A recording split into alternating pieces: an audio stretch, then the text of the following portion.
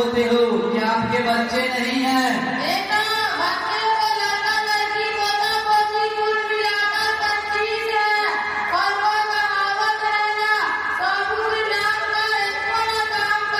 अरे तौबा तौबा, यह कैसे बच्चे हैं? क्या आपने उसे तालीम नहीं दी? अरे बेटा, तालीम के नाम पर हमने उसे डॉक्टर, इंजीनियर, कलेक्टर, प्रोफेसर बना दिया। अरे बाबा जान, तालीम मतलब दीनी तालीम है, क्या आपने उसे नहीं दी? अरे बेटा, हमने समझा था कि हाफिज मौलवी बनेगा तो 8-10 हजार में नौकरी करेगा, तो खुद क्या खाएगा और हमें क्या खिलाएगा, इसलिए नहीं बनाए। अरे बाबा जान, यह बहुत गंदी सोच है। क्या अंग्रेजी पढ़ेगा तो ही खिलाएगा, वरना भूखा मर जाएगा। देखिए मौलाना साहब आए हैं। अस्सलाम वालेकुम मौलाना साहब। वालेकुम अस्सलाम। हम आपके मदरसे में पढ़ते हैं, यह चचा जान करते हैं हाफिज मौलवी इतने कम में खुद क्या खाएगा और हमें क्या खिलाएगा, जरा आप ही समझा दीजिए। देखिए चाचा, ये सिर्फ हाफिज की सोच नहीं, बल्कि अक्सर लोगों की यही सोच है कि हाफिज मौलवी कम तनख्वाह में नहीं पढ़ पाते, लेकिन खिलाने वाला तो अल्लाह है, जो सबको खिलाता पिलाता है, सबको रोजी देता है। अगर रिस्क का ताल्लुक डिग्रियों से होता तो ये अनपढ़ लोग भूखे मर जाते, लेकिन ऐसा नहीं है। कभी आपने ये भी देखा होगा, जिसको दस्तखत करने नहीं आता, उसका नाम बड़े बड़े लोगों में शुमार किया जाता है।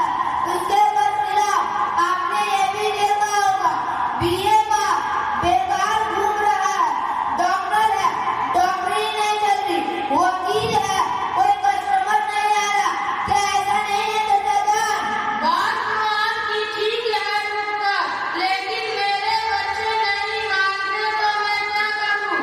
अगर आप उसे दीन की तालीम देते तो वह ऐसा नहीं करता, आपकी बात मानता और आपकी खिदमत करता। हमें मदरसों में यही सिखाया जाता है, माँ के कदमों के नीचे जन्नत और बाप जन्नत का दरवाजा है। क्या बाबा जान, क्या बात समझ में आई? कुछ समझ में आया है। अच्छा बाबा जान, क्या आपको दीन के बारे में कुछ मालूम है?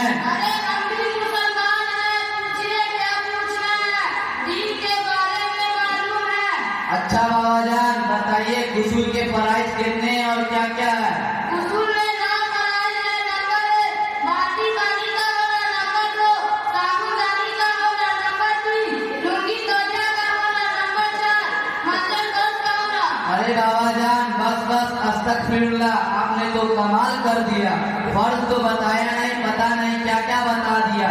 रुकिए बाबा जान, कोतवालिया मदरसे के एक बच्चे से पूछते हैं, बताओ गुस्ल के फराइज कितने और क्या क्या है? गुस्ल के फराइज 3 है। नंबर 1 मुंह खोल के गलाना करना, रोजा हो तो सिर्फ कुल्ली करना, नंबर 2 नाक के नरम हड्डी तक पानी पहुंचाना, नंबर 3 पूरे बदन पर इतना पानी बहाना कि एक बाल्टी सुखाना रहे। ये तो समझ बहुत आसान है, हमने समझा था कि 10-20 होंगे। अच्छा बताओ, बच्चे अच्छी तालीम कहाँ से हासिल की है?